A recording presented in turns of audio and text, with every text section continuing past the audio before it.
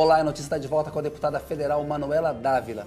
Manuela, a gente estava falando da internet, queria a sua opinião. O anonimato na internet, ele tem que ser coibido ou é legítima uma manifestação anônima na internet? Diferente do papel, Kennedy, a internet ela sempre deixa rastros, né? Existe quem estuda muito internet diz que existe uma única forma, que é de fazer computadores em rede, em escala de centenas dele. Então, o computador deixa rastro, ele é o ambiente, ele é um ambiente físico, né? É porque as pessoas usam o anonimato para serem muito agressivas na rede, né? Então as pessoas falam, poxa, tem que ter algum limite a isso, enfim. Mas se a gente tivesse a estrutura de delegacias virtuais, como nós temos para outros tipos de crime, né? As pessoas poderiam dar queixa e fazer as investigações virtuais. Um pouco porque abusos. Na rede, claro, porque na rede não existe esse anonimato. Então, o que as pessoas perguntam, assim, deveria ser proibido fake? Seria como proibir o Nelson Rodrigues de escrever com outros nomes. Então, eu sou contra essa proibição, porque quem estuda um pouquinho sabe que esses usuários deixam rastros. O nosso problema é a insuficiência da estrutura do Estado, como existe em outras áreas policiais, para que essas investigações sejam feitas. E a gente tem fakes assumidos, como Dilma Bolada, e eu posso falar disso com autoridade, porque como política eu já sofri com esses fakes também, né? Então, eu não sou alguém que não sofreu ataques, né? Eu posso falar sobre isso. Ô, Manuela, eu queria uma avaliação sua sobre a forma como o presidente Barack Obama está conduzindo a crise com a Síria. E ele começou num tom muito assim, olha, eu vou atacar o Bashar al-Assad, porque eu tenho provas de uso de arma química. Depois o John Kerry falou, se a Rússia, se a Síria topar, colocar o arsenal químico sob tutela militar internacional, conferir isso militarmente, a efetividade desse controle pode-se evitar um ataque, a Rússia embarcou nisso, o Obama já fez um discurso para o público americano mais conciliador, insistindo numa saída diplomática, mas dizendo que não acredita muito, ou seja, a gente tem que ter um certo ceticismo.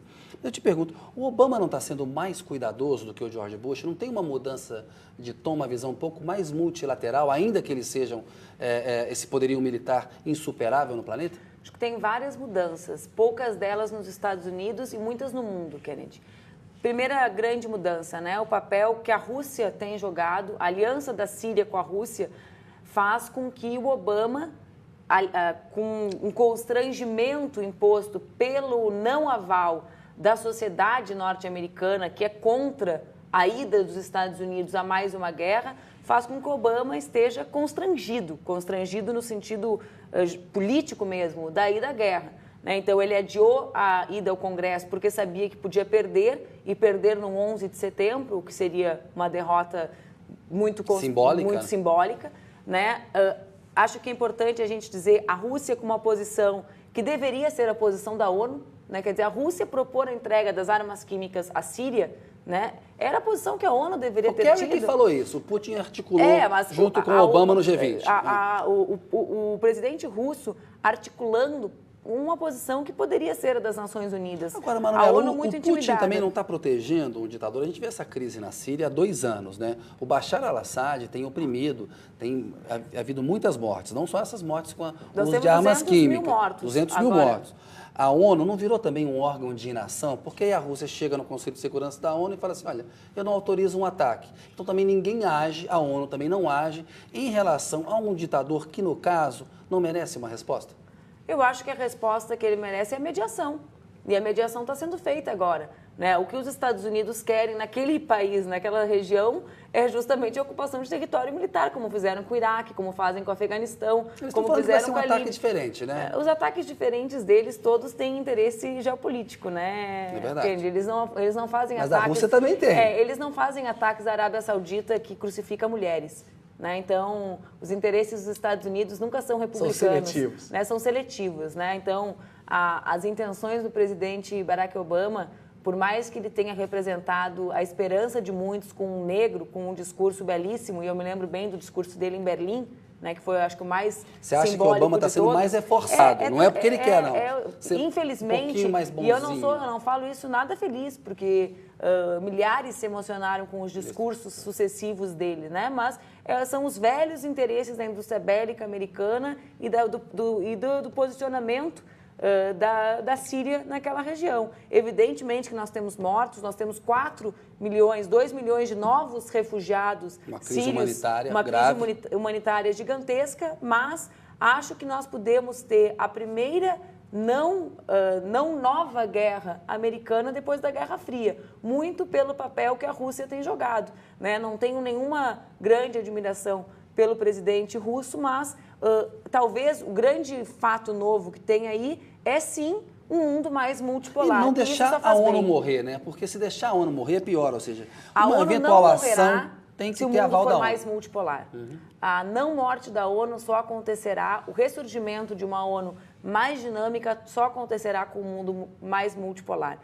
Com um mundo menos multipolar, né, porque acho que esse é o termo mais adequado, a ONU fica mais fraca. Foi o que aconteceu desde o Iraque. Você Obama entende um pouco isso? Ele sabe que acho aumenta que o sentimento anti-americano. Está sendo constrangido a entender. Você acha que ele está sendo constrangido? Constrangido a entender.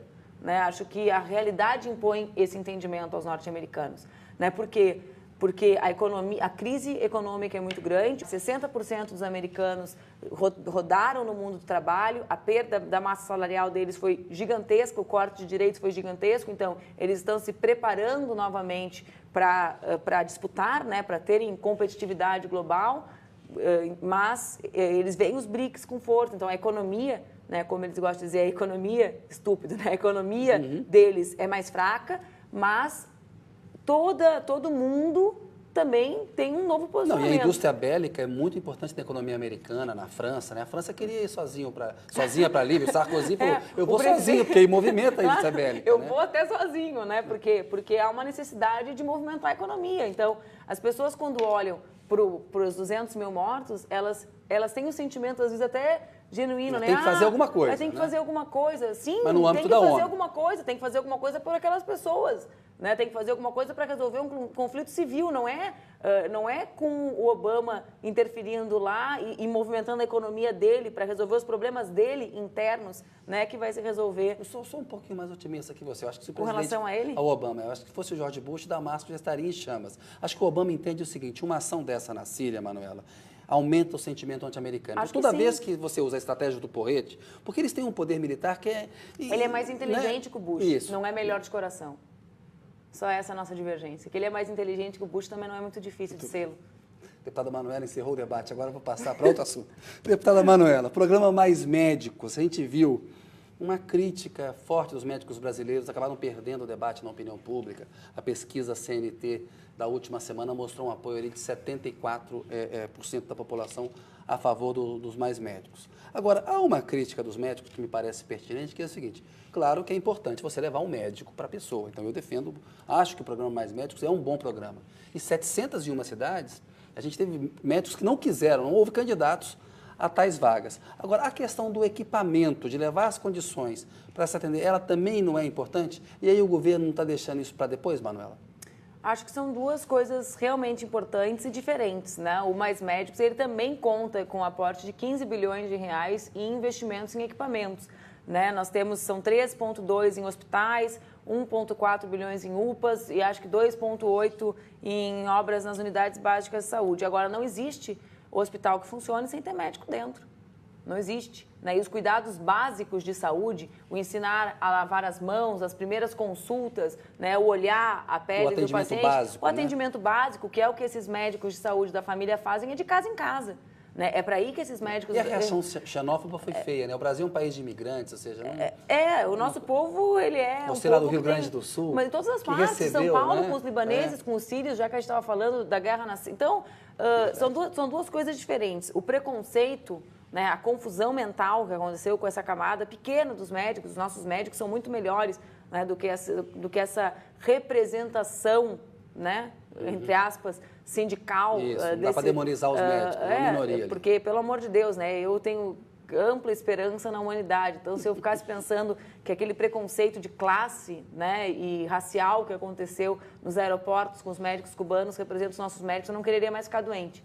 Né? Então, mas uma coisa é esse preconceito e a outra coisa é que esse atendimento básico, ele é de porta em porta. É esse o programa de saúde da família que nós queremos, né? É o médico que a pessoa vai num posto que é uma sala. Quem conhece o atendimento de saúde da família nos países que assim funciona, é simplíssimo mesmo, né? Claro que nós precisamos investir em hospitais, unidades de pronto atendimento, e isso está sendo feito. mas as unidades básicas de saúde não têm E equipamentos agora muito é o seguinte, complexos. o programa vai estar a julgamento também. Os médicos Claro vão que chegar, sim, eles vão dar claro um que atendimento. sim. Se o atendimento não for bom, É a isso. população vai reclamar e vai ter um desgaste político, ou seja, vai haver um acompanhamento disso. Os aí. índices de solução, né, das doenças e dos problemas com o médico no atendimento primário é altíssimo, né, Kennedy? Ô, Manuela, eu queria falar com você de um assunto que eu acho muito simbólico. Você já presidiu a Comissão de Direitos Humanos da Câmara. Está lá o Marco Feliciano, que a gente dispensa apresentações pela homofobia, a pessoa errada para presidir a Câmara,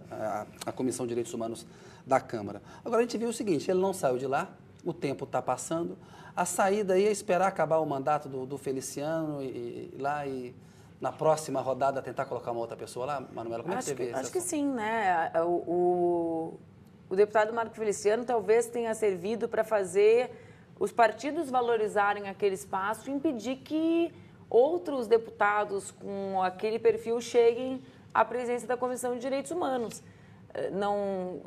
Alguns episódios, Kennedy, como foi a eleição do Marco Feliciano, a não cassação do Donadon, eles têm que servir mais que para a gente ficar eternamente se autopunindo, né, para refletir o futuro da instituição da Câmara. Então, Mas foi feio, foi tanto horrível. para as forças do governo como da Óbvio. oposição deixar chegar Então, um cidadão desse claro lá, que né? sim, foi horrível. Agora, o que eu estou querendo te dizer?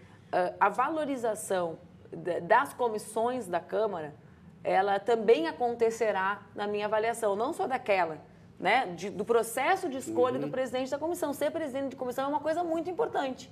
Né? Por quê? Porque, não só porque o bom é importante, mas porque o ruim causa um estrago avassalador. Então, não pode ser algo feito de qualquer maneira.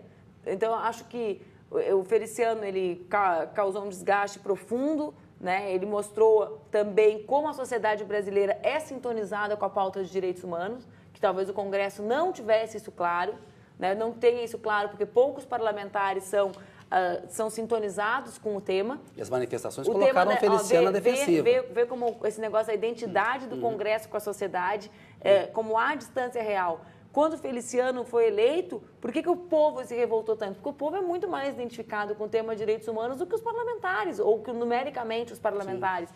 Então, mas qual é a grande reflexão? Não pode se repetir, né? Como dizem os judeus, lembrar para que não aconteça mais, né? Então, acho que a grande reflexão é o processo de escolha. Manuela, eu queria falar com você sobre o julgamento do Mensalão. Na sua opinião, esse escândalo do Mensalão, qual é a gravidade dele para você? O PT tenta suavizar, minimizar, me parece que é um caso mais grave do que de Caça-2, me parece um caso de corrupção política, a presença do Marcos Valério em reuniões no Palácio do Planalto, tentando intermediar favores, abastecendo o partido com recurso. Você é do PCdoB, não é do PT, é um escândalo que atingiu o PT, mas você é uma líder da base de apoio, é um julgamento importante. Qual que é a sua opinião sobre esse escândalo? Ele é um escândalo que atingiu o PSDB também, né? Tem um outro processo sendo julgado do Mensalão de Minas Gerais.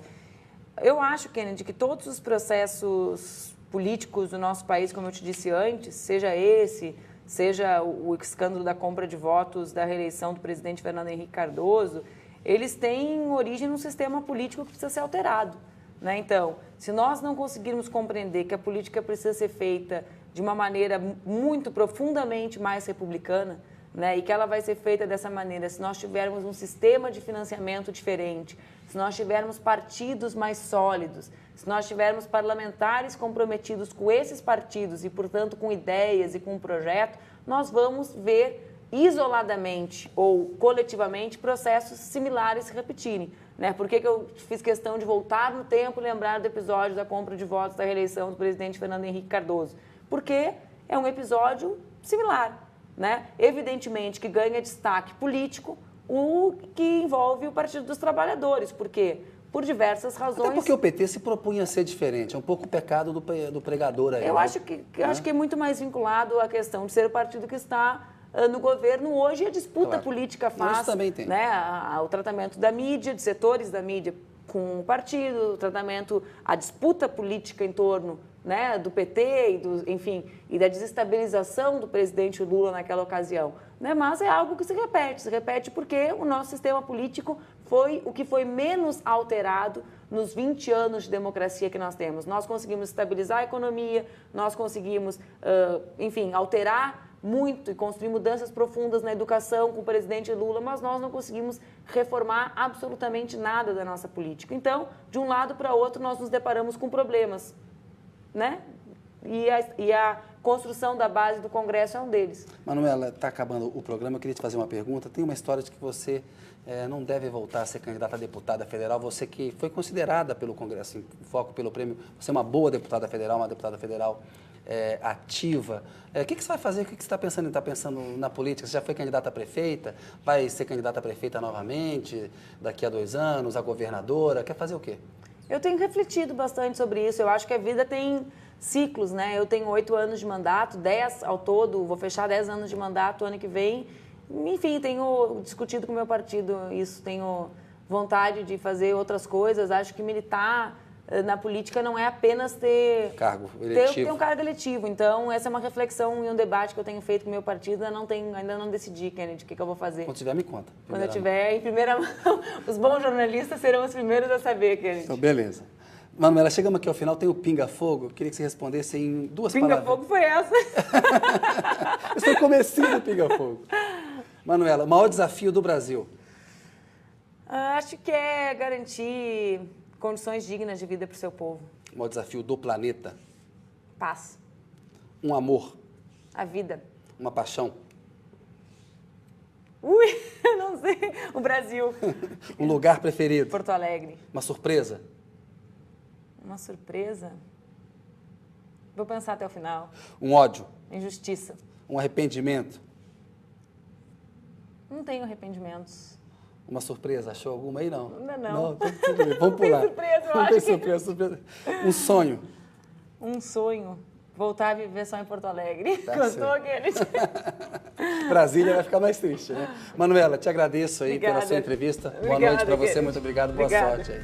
E dá a notícia quando você decidir o Tá futuro bom. político. Boa noite.